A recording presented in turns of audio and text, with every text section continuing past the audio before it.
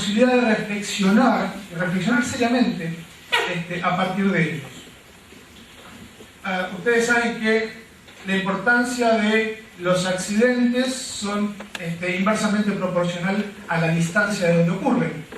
Hace 2 días fallecieron 15.000 personas en Asia por un huracán, y a nosotros eso nos significó tal vez 2 líneas en la portada de un diario. Cuando ocurre una muerte de 200 personas en Buenos Aires, podemos llegar a estar semanas, meses hablando de eso. Y con estos números normalmente ocurre lo mismo. Hay aproximadamente unos 6.600 millones de habitantes. ¿Sí? Por día se incrementa la población en 200.000 personas. Esta es la diferencia entre los que nacen y los que mueren. 200.000 personas nuevas, ¿sí? Se incrementa la población del mundo. Hay algo que Ezequiel comentó, que era el tema de las generaciones. Hay una forma de clasificar las generaciones por el momento en el que han nacido y además por cómo se relacionan con su entorno. La generación NET es aquella generación que nació a partir del año 77, o sea que yo no llegué a ser generación NET, y hasta el año 1996, porque a partir de ahí ocurre una nueva generación. Esa población es de aproximadamente 2.000 millones de personas. Cuando nosotros vemos la cantidad de usuarios de Internet, un poquito más adelante, nos tenemos que preguntar cómo están distribuidos esos usuarios de Internet a lo largo de todo el mundo. Porque cuando uno lleva estas estadísticas a los Estados Unidos, por ejemplo, resulta que el 90% de la generación NET accede a Internet, pero solo el 40% de los baby boomers acceden a Internet. O sea, las personas que nacieron en la década del 60 no acceden, digamos, no superan el 40% los que efectivamente acceden a Internet. ¿Qué tiene que ver eso? Bueno, tiene que ver, entre otras cosas, cómo evoluciona Internet, los servicios que aparecen en Internet, las demandas sobre las empresas a través de Internet y, entre otras cosas, la forma como estas personas, principalmente estas personas, gestionan, gerencian sus identidades. Quienes no pertenecemos a esta generación tenemos el rebote de lo que esta generación provoca, ¿sí?, o demanda sobre Internet. Nosotros no somos esa generación, o la mayoría de nosotros no somos esa generación, pero convivimos y vamos probablemente a usufructuar todas esas demandas que esta generación provoque.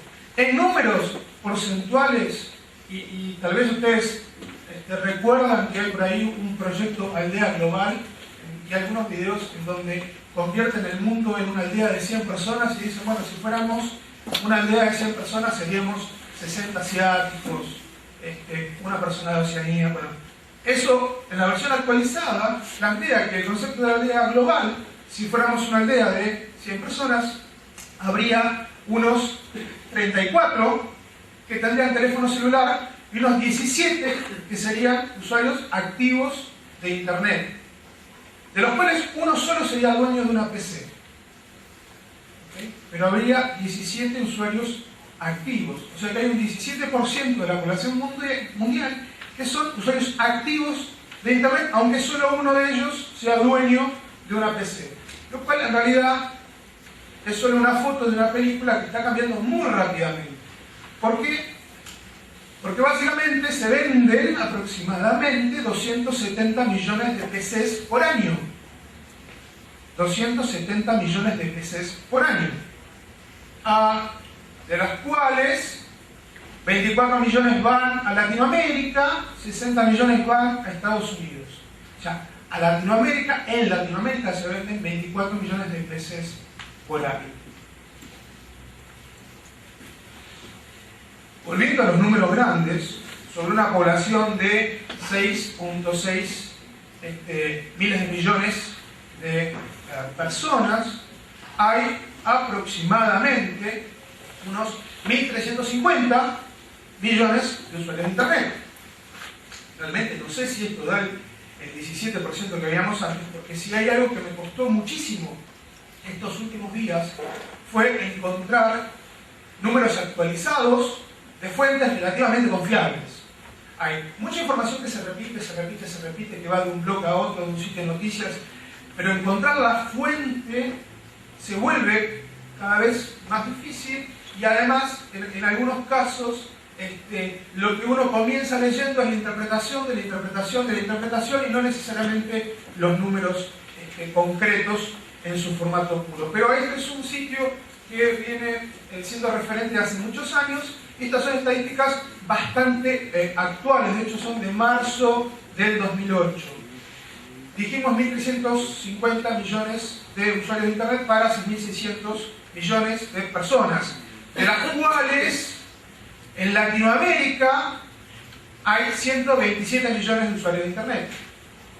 Si nosotros incorporamos 24 millones de PCs por año, probablemente eso vaya a suplir a aquellos que son usuarios de Internet y no tienen PCs, pero al mismo tiempo vaya multiplicando los usuarios de Internet, porque una de las cosas que se da en el tercer mundo es que cuando hay una PC, varias personas usan la PC para poder acceder a Internet. En Latinoamérica hay una penetración del 22%. Internet con una penetración del 22%, cuando en Norteamérica la penetración es del 72%. Esto también se va a notar en otros factores.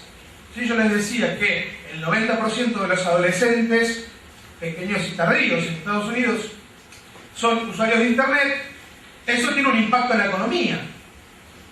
Como la penetración en Latinoamérica y la penetración en algunas otras regiones es menor, el impacto en la economía real de esas regiones también es menor en términos totales de transacciones en línea o negocios en línea. Pero sí es importante comenzar a observar estas diferencias. Volúmenes totales, pero también nivel de penetración. Sigue. ¿Cómo ha venido creciendo esto? Porque obviamente cuando uno dice que en Estados Unidos hay una penetración del 72% de usuarios de Internet, el crecimiento que va a ocurrir nuevos usuarios en Internet es relativamente bajo, ¿sí? Porque entre otras cosas hay un problema generacional donde los que nacieron antes del 60, antes del 70 se resisten, entre otras cosas, a acceder a Internet. No es estilo, no les gusta, no lo necesitan, pueden no hacerlo. Pero obviamente el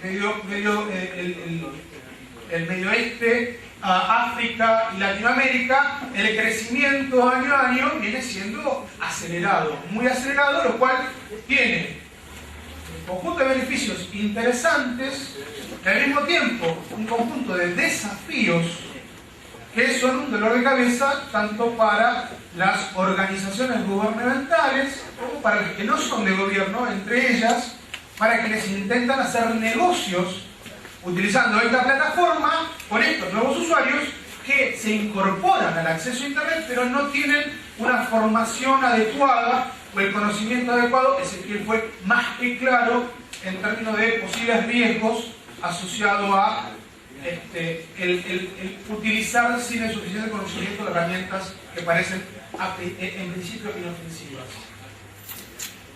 Volvemos a América. Separamos nuevamente Norteamérica, Sudamérica, ¿sí? Y volvemos con la idea de la penetración. ¿Por qué? Dijimos que la penetración en Sudamérica, acá aparece con el 24, más o menos está así.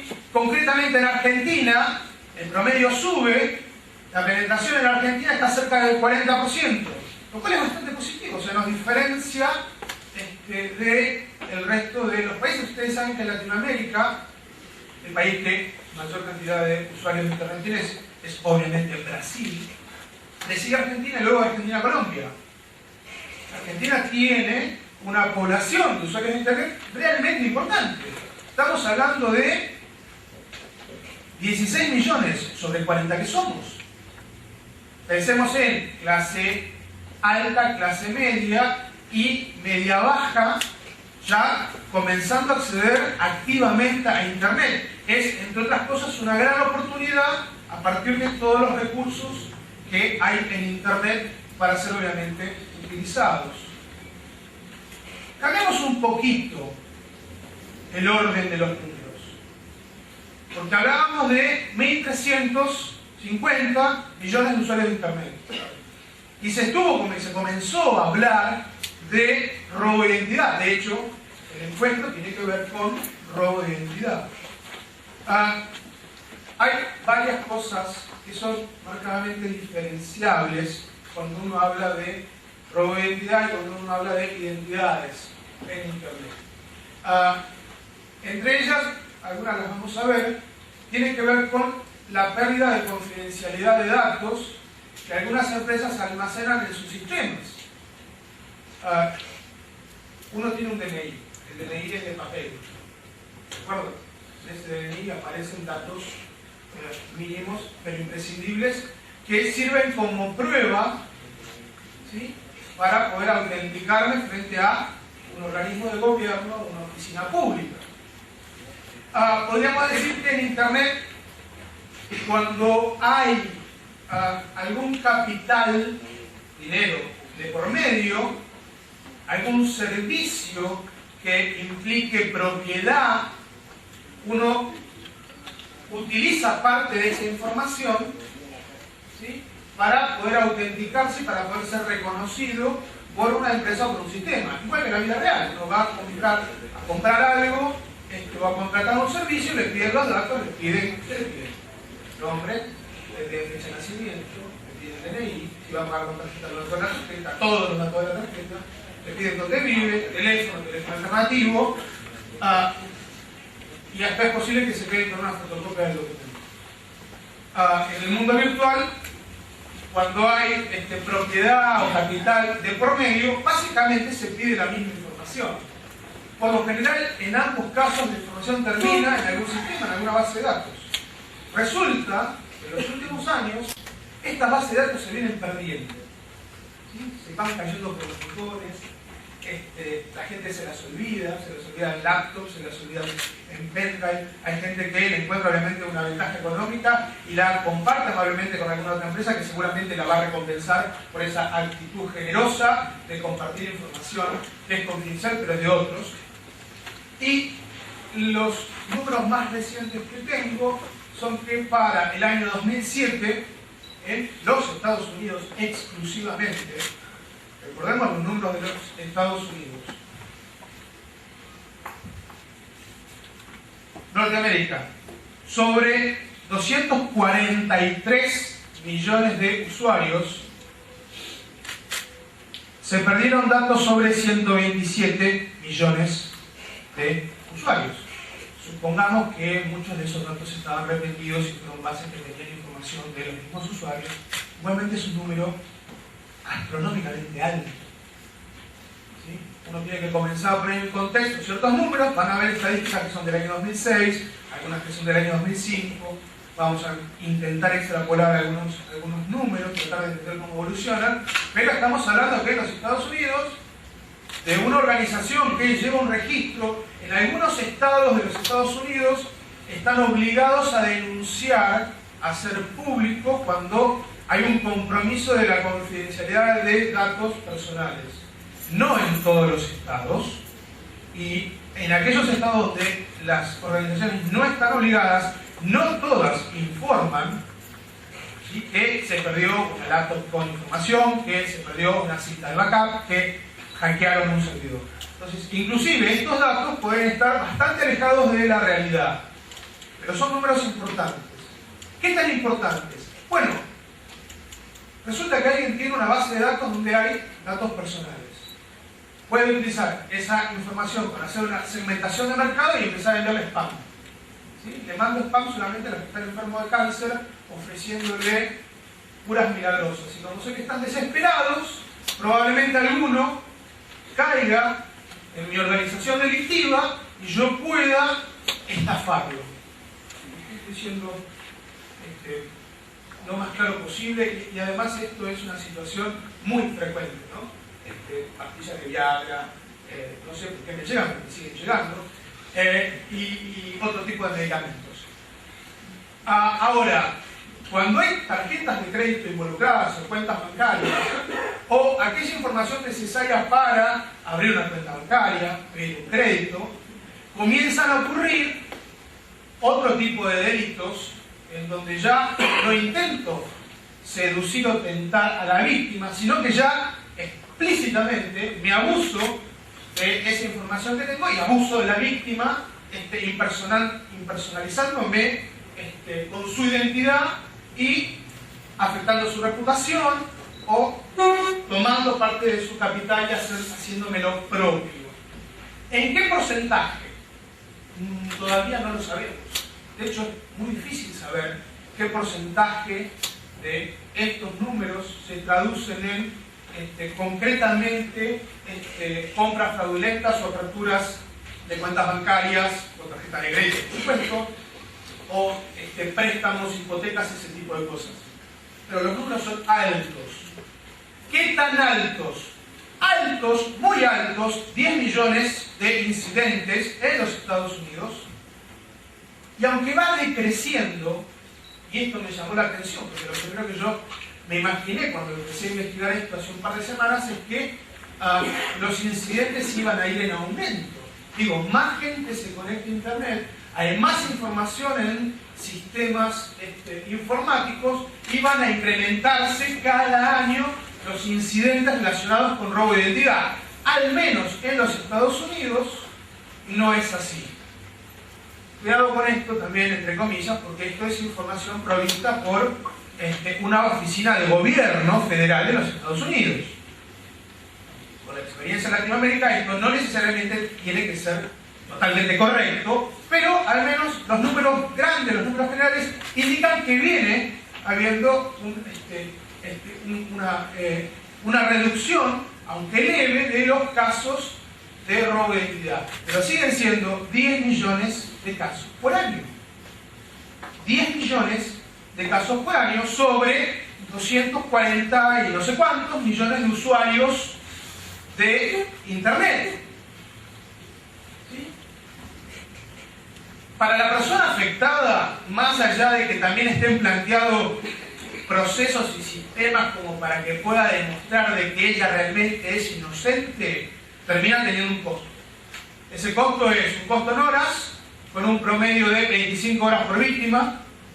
Para el año 2007 era 40 horas para el año 2006, y una pérdida real de dinero de aproximadamente $6.200 en el 2006, $5.700 en el 2007. Son números bastante actualizados, y además estamos hablando de 10 millones de incidentes. Sigo con esto. ¿Qué tipo de incidentes? Resulta que los Estados Unidos tienen una política fiscal diferente a la nuestra.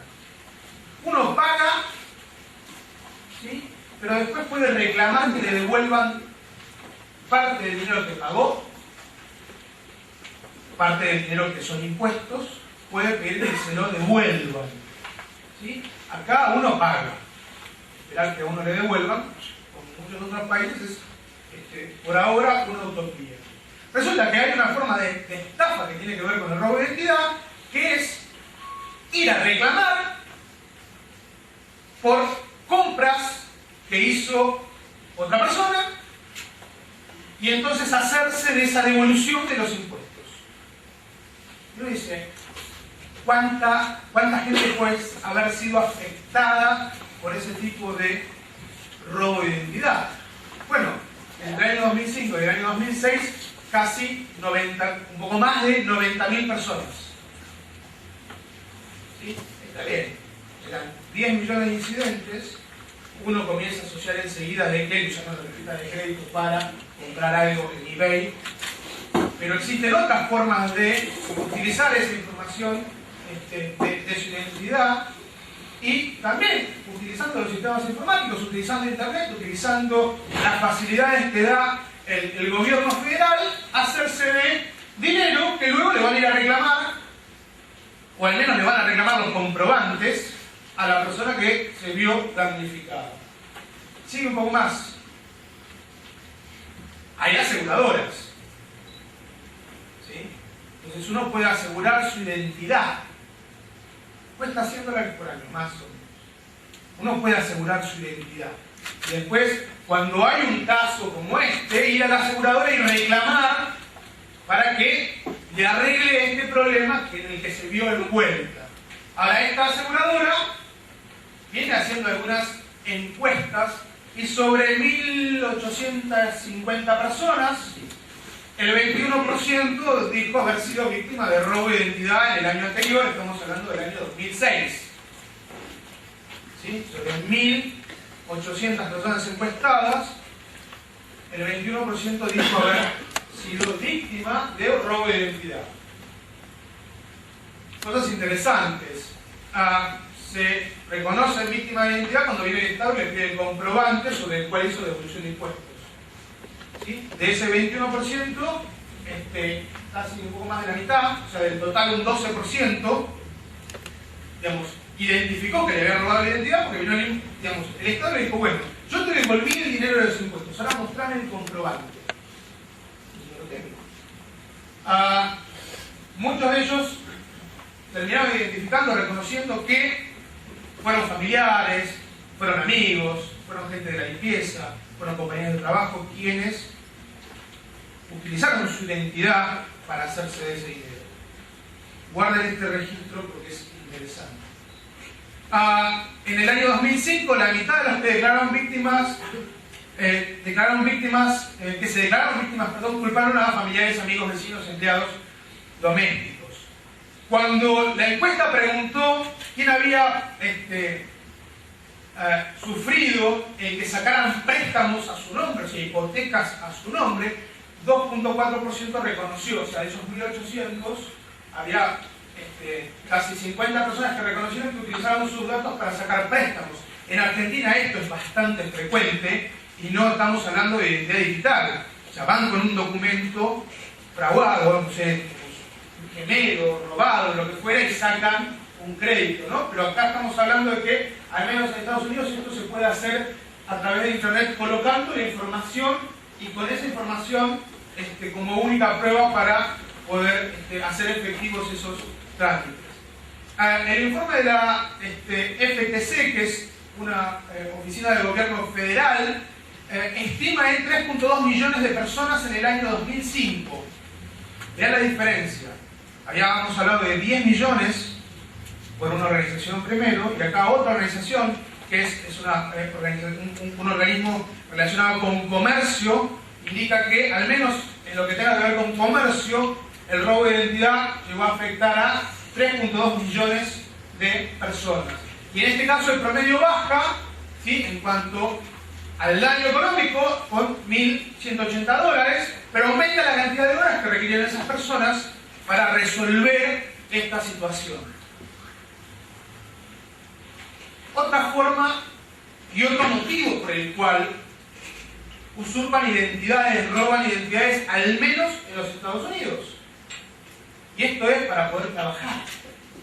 Parte de los objetivos de esta charla era poder identificar quiénes se ven afectados, qué industrias, qué empresas, qué sectores.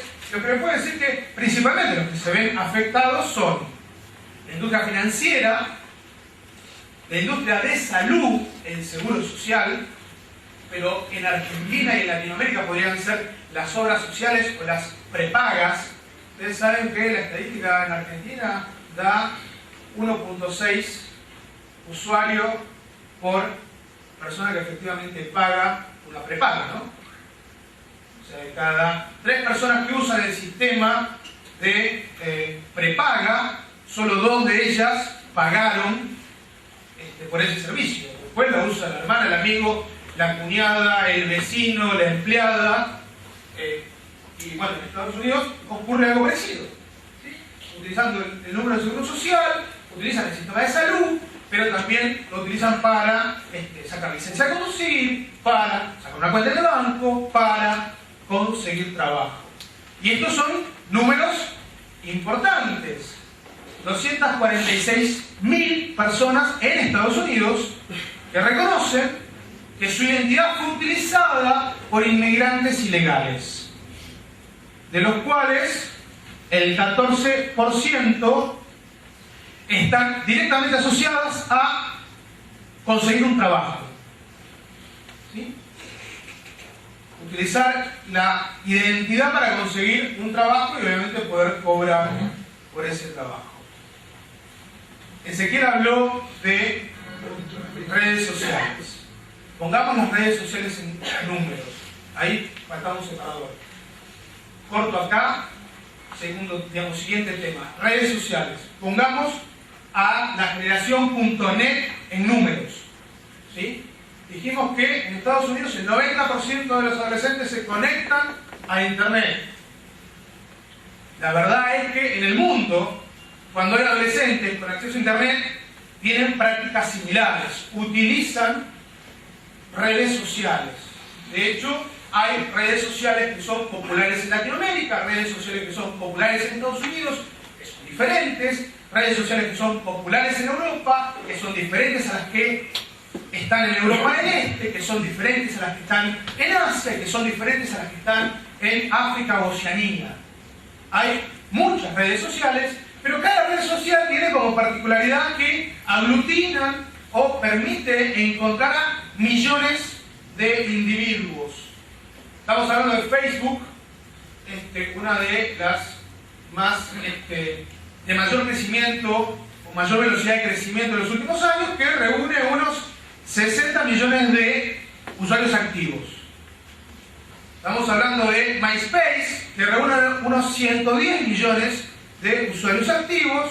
Estamos hablando de Reunión, que reúne unos 32 millones de usuarios. Ahí es donde interactúa la generación NET.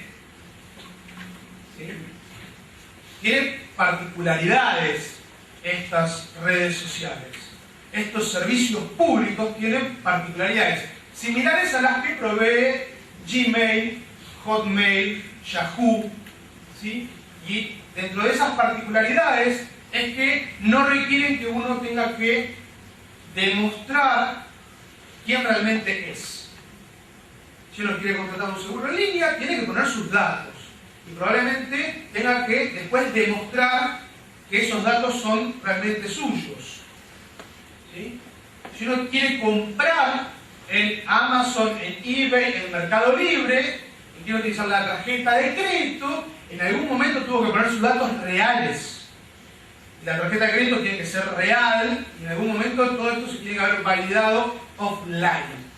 Pero las redes sociales no requieren esta validación offline, no requieren que uno realmente se identifique tal cual es. Hago un paréntesis en esto porque Google está empujando, entre otras cosas, la utilización de múltiples factores de autenticación robusta, un token, donde uno no solo tenga que conocer un usuario y un password, sino que tenga que tener en su poder un elemento complementario para poder incrementar el nivel de seguridad y que ya no sea tan fácil robarle el derecho de acceso a los sistemas, entre otras cosas, porque hay un fenómeno en estos últimos años y las redes sociales están muy ligadas a esto, que es el concepto de federación. Google plantea eso: tengo un usuario, una clave, y accedo a 10, 15, 20, 50 sistemas diferentes. El problema es, entenderán, que si alguien se hace de esa información, de ese usuario y esa clave, está accediendo a 10, 20, 50 sistemas diferentes.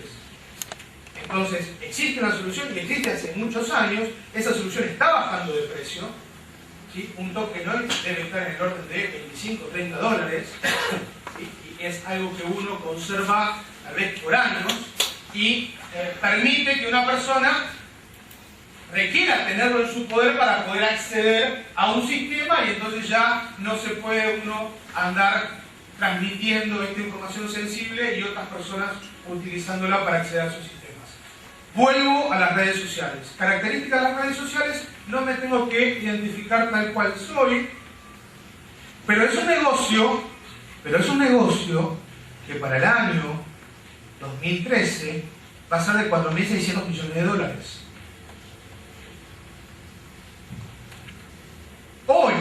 Hoy es un negocio de 764 millones de dólares. Estas redes sociales, informales, que reúnen adolescentes, donde juegan en línea, comparten música, fotos, contactos, ¿sí? Mueve hoy 764 millones de dólares. Y hay una expectativa de que para el año 2013 mueva, ¿sí? ¿Dónde estaba?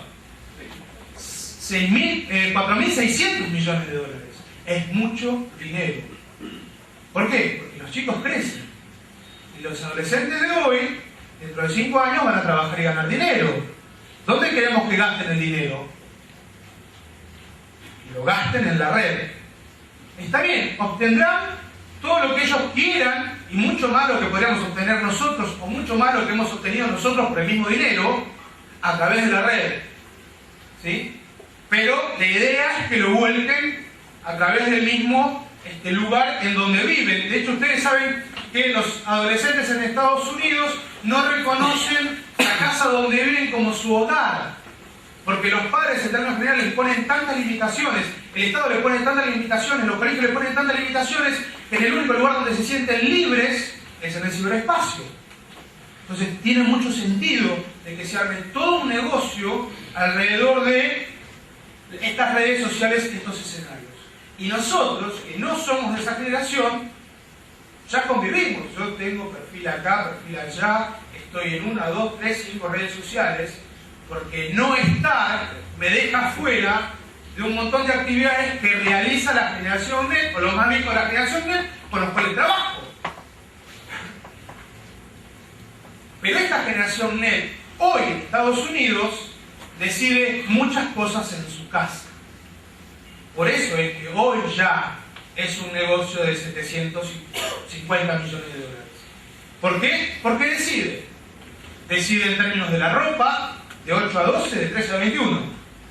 ¿Sí? Decide, toma decisiones en la familia, toma decisiones que implican dinero, capital y compra o contratación de servicios. Videos, alimento, música, libros, vacaciones, equipo deportivo, electrónica, computadora. Toma decisiones. A medida que esta gente vaya creciendo, va a ir tomando cada vez más decisiones. Y entramos en un conflicto acá, que es cómo pasamos de lo informal de estas redes sociales a lo formal que nosotros entendemos que debiera ser eBay o PayPal o cualquier sistema en donde pongo la tarjeta de crédito y está mi capital involucrado. Bueno, es un problema que todavía no tiene solución. ¿Por qué? Porque la generación NET, entre otras cosas, es una cultura. Y es como decirle a un hippie, después de 20 años de andar descalzo, que se tiene que poner un traje para ir a trabajar. Y la gran mayoría se va a resistir. Algunos lo van a poder hacer, pero la gran mayoría se van a resistir. Y lo que está ocurriendo es que 2.000 millones de personas son suficientes para cambiar a las otras 4.000 millones de personas, de las cuales además muchas se van a morir y otras tantas van a estar al menos en edad por debajo de ellos. Estamos hablando de que si esta generación NET se consolida, es la que va a cambiar las reglas del juego, como ya está cambiando, nos demos o no nos demos cuenta. Cultura. ¿Sí? La cultura de la generación NET, esta cultura de las redes sociales, esta cultura de los blogs, de los fotologs y otras plataformas de compartir y colaborar, también permite, y se da con mucha frecuencia, esto de no ser quien digo que soy, ser quien digo que no soy, exagerar o minimizar cualidades, idealizarme, ¿sí? Idearme, crearme. Hay una palabra que se llama avatar, que tal vez esté empezando a sonar o le esté empezando a escuchar. Crear mi personaje y que mi personaje viva por mí en la web. De hecho, hay un juego, Second Life, que ha generado polémicas. Porque Second Life es esto, ¿no? Crear un personaje y vivir a través de ese personaje. Lo que pasa es que ese personaje vive en una ciudad y en esa ciudad consume. Y parte de lo que consume implica dinero real. ¿Sí? Dinero real. A ver, ese personaje trabaja, tiene relaciones, tiene amigos, va al colegio, ¿sí? Pero además, si yo quiero acelerar el proceso de crecimiento de mi personaje, voy, pongo mi tarjeta de crédito, le compro dinero virtual con mi dinero real, y resulta que dentro de un juego le pone dinero. Y además mi personaje le puede dar ese dinero a otro personaje, puede obtener de otro personaje ese dinero, y empezamos en un problema del cual además hubo ya sentencias en Estados Unidos por estafas virtuales entre personajes virtuales dentro de una plataforma de juego. ¿Sí? Que en teoría no implicaba dinero real, pero bueno, no sé, el tiempo, la expectativa, la confidencialidad, hay un montón de cosas en juego interesantes. Lo cierto es que el 55% de las personas ha reconocido en un estudio enero de 2007 que eventualmente miente respecto a su identidad en Internet. Algo gracioso. En Second Life el 60% de las mujeres son hombres. Bien. Lo escuché el otro día, lo leí el otro día. El 60% de los avatares de mujeres son hombres. Sigo con esto. Esto de tener múltiples identidades, entre otras cosas. O sea, a ver, uno tiene un documento de identidad, pero si uno tiene un teléfono, tiene un número de cliente en la empresa telefónica. Perdón, si uno tiene un seguro, tiene un número de cliente en la empresa de seguros. Si uno tiene una tarjeta de fidelización en un supermercado, uno tiene un número de cliente en ese supermercado. En realidad, tiene identidades secundarias asociadas a una identidad primaria. En Internet esto se puede dar o puede no darse. En el caso de que se dé concretamente, ¿sí? Además, las estadísticas indican que es costumbre de el 70% de quienes viven en el Reino Unido y el 49% de quienes viven en Estados Unidos utilizar el mismo usuario y la misma password para esos sistemas en donde formalmente existen con una identidad secundaria dependiendo de su identidad primaria, entre otras cosas, por ejemplo, que les permite comprar con dinero real, su tarjeta real, a través de Internet. ¿Sí? Y entonces comenzamos con un conflicto de lo totalmente informal a lo formalmente concreto, que es el bolsillo, entre otras cosas. eBay, que es un sitio de subastas, tiene sitios asociados, y una persona que decide utilizar eBay debiera, si quisiera utilizar todos los sitios asociados, autenticarse en 21 lugares diferentes. Entonces, cuando me preguntan ¿por qué el 70% de estas personas, que son personas que ponen su dinero, ¿sí?, asumen el riesgo de poner su tarjeta de crédito en Internet, ¿sí?, el 70% del Reino Unido y el 49% de Estados Unidos, lo hace? Lo hace porque al menos en noviembre del 2007 era muy complicado llevar un registro de 27 usuarios y passwords diferentes. O sea, no hay una cuestión acá exclusivamente de negligencia por parte de los usuarios. Hay limitaciones y deseos o expectativas de sacar provecho de tecnologías y plataformas. Ahora, cuando empezamos a mezclar la generación NET, que en sus plataformas de colaboración o redes sociales son muy liberales, y los mezclamos con las plataformas formales donde hay dinero de por medio, termina ocurriendo en que los datos necesarios para poder acceder a estas plataformas terminan en Google o pueden ser accedidos a través de Google. ¿Okay? El punto es que a todos nosotros nos puede pasar lo mismo, con el agravante de que no terminamos de entender por qué lo hacen ellos. Nosotros lo hacemos por necesidad, por reflejo, pero ellos lo hacen porque desean realmente hacerlo. Y a nosotros nos afecta porque si se trata de nuestro hijo y se trata de la tarjeta de crédito, que es la extensión de mi tarjeta de crédito, también me termina afectando.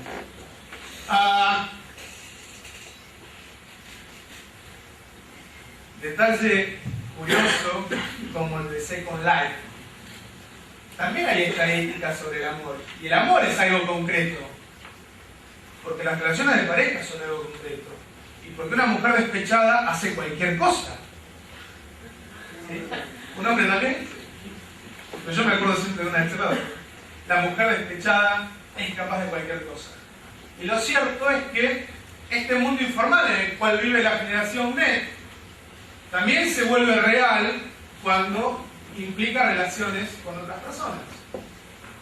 Y estas relaciones con otras personas que también se llevan al mundo virtual hacen que esto de compartir información confidencial pueda costar caro. Pero es parte de un riesgo y es parte de una cultura con la cual vamos a tener que aprender a convivir y para la cual vamos a tener que encontrar soluciones inteligentes. ¿Sí? Porque decirle no lo hagas no va a ser suficiente. ¿Sí? Porque es válido para nosotros el no lo hagas. La generación NET no piensa exactamente igual que nosotros. ¿Sí? Entonces, una de cada 5 personas casadas espía los mensajes de correo o SMS de su pareja. El 13% echa periódicos vistazos a su historial de navegador. El 10% de parejas consideran que Internet es muy importante para mantener viva su relación. ¿Sí? El 51% usan el teléfono para discutir temas personales o resolver problemas. El 27% la mensajería instantánea y el 14% el correo.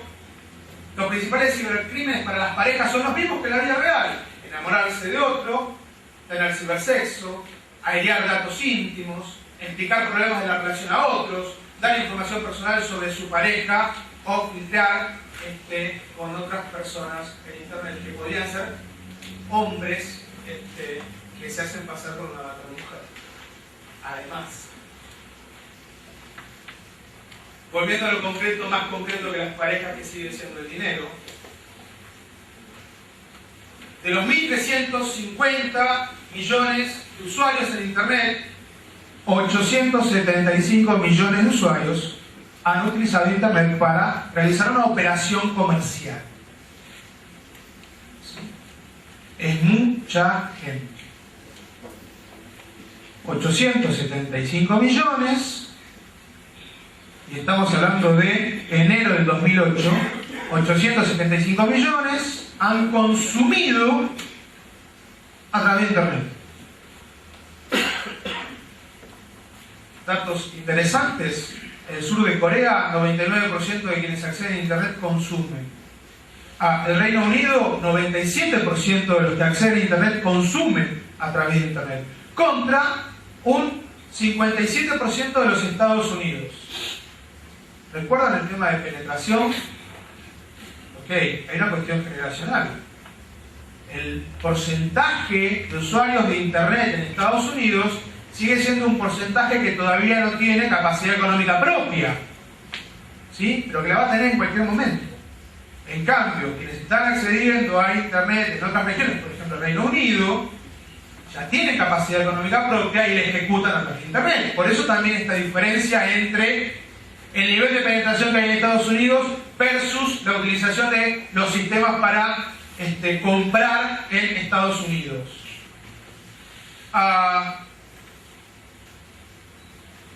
53% utiliza Visa para comprar. Bien por Visa. Las fiestas de fin de año en Estados Unidos, ¿sí? Los últimos 15 días de diciembre en Estados Unidos representan el 40% de todo lo que se transacciona en Internet en los Estados Unidos. El 40% en 15 días. ¿Okay? Y eso da lugar para mucha gente que tenga ganas de comprar y mucha gente que tenga ganas de vender y mucha gente que esté muy apurada por cerrar sus negocios. Y en Estados Unidos eso implica, al menos para el año 2007, 31.000 millones de dólares en 15 días a través de Internet. ¿Cuánto? PayPal tiene 57 millones de usuarios. PayPal no solamente atiende a Estados Unidos, pero PayPal tiene 57 millones de usuarios, de los cuales 36% corresponden a eBay. ¿Sí? ¿Qué es PayPal? Un lugar tipo federación al cual yo le confío mi información crediticia, mis N tarjetas de crédito. Ellos encuentran la forma de autenticarme offline, ¿sí? Yo tendré que mandar un fax, tendré que mandar pruebas de que yo soy quien digo ser. A veces funciona, a veces no. Yo estuve 3 meses y nunca logré terminar de cerrar ese proceso. En algún momento lo abrirán en Argentina y tal vez sea más fácil y uno irá con su documento, pero cuando uno está fuera de los Estados Unidos es bastante engorroso, porque ellos precisamente como federan, ¿sí? Hacen una federación de confianzas, exigen que uno pueda demostrar que realmente es, porque después con ese usuario, con esa credencial de PayPal, uno va a cualquier lado y compra, sin tener que volver a poner sus datos de tarjeta de crédito. Bueno, ese sistema tiene en Estados Unidos 57 millones de cuentas activas. Pero en el año 2007 fueron robadas 90 millones de tarjetas de crédito en los Estados Unidos, que provocaron un daño económico por 3.600 millones de dólares. Está bien, uno dice, en 15 días puedo vender 31.000 millones de dólares, que tengo una pérdida de 3.600 millones de dólares, podría ser razonable. Para mí son números demasiado grandes, no los entiendo, ¿sí? Son demasiados ceros para mí. Pero 90 millones de tarjetas de crédito en los Estados Unidos son muchas tarjetas de crédito. Y 3.600 millones de dólares perdidos por esos 90 millones de tarjetas es mucho dinero. En realidad no es dinero, son mercancías. Ahí quien termina poniendo la plata es la compañía de seguro, ¿sí? eBay, PayPal, ese tipo de empresas generan la operación, entregan la mercadería y después cuando alguien va a reclamar porque le cargan la tarjeta, uno va al seguro de la tarjeta, reclama y entonces el dinero lo termina igualmente pagando, pero alguien se hizo de mercadería sin pagarla y eso es lo concreto. En números más específicos, en el año 2007, el fraude total en los Estados Unidos fue de 3.200 millones de dólares y el rate del fraude online fue de 2%. De la totalidad de fraudes que hubo en los Estados Unidos, el 2% corresponde a fraude online. ¿Es mucho? ¿Es poco? No lo sé. Estamos hablando de todavía una población joven que no tiene plena capacidad económica, que la está por tener en algún momento, que está reclamando, que está consumiendo, ¿sí? Y que significan mucho dinero y además un desafío muy grande para las empresas. Cierro con esto. En Europa pasa algo parecido, ¿sí? Hubo 22, en el año 2000, perdón, para el año 2006 hubo 22 millones de víctimas de fraude en toda Europa. Solamente en Francia las pérdidas fueron de 236 millones de euros en el año 2005. ¿Sí? Habrá que ver los otros países de volumen, pero estamos hablando de volúmenes importantes. ¿Cuánto cuestan sus datos? Sus datos cuestan esto. ¿Sí? Ya que estamos hablando de números y hablamos de números muy grandes, hablemos de números más pequeños. Cierro con esto. Hablamos de 90 millones de tarjetas de crédito, hablamos de 120 millones de datos personales que se perdieron en un año y fueron declarados, no sabemos cuántos no fueron declarados. Hablamos de 10 millones de personas que fueron víctimas de robo de identidad. Por múltiples motivos, para comprar 3.600 millones de dólares en mercadería, para trabajar utilizando el número de seguro social, para utilizar el servicio médico, para recuperar dinero de impuestos. 10 millones de personas afectadas, ¿sí? Sobre 240 millones de personas, siempre hablando de Estados Unidos, que son usuarios de Internet. Para un total de 1.350 millones de personas en el mundo, de las cuales 875 compraron algo en Internet. O sea, pero en el diario, en lo que me pasa a mí, en la información que puedo dejar expuesta para ser accedida por Google, en la información que tiene mi operador de cable, en la información que tiene la operadora telefónica, en la información que está en la universidad donde concurro, donde están mis datos, donde está el número de tarjeta de crédito, donde está mi fecha de nacimiento, donde está mi dirección, donde están mis familiares. Esa información, cuando se comprometió, vale eso, $4, $10, 40 centavos de dólar.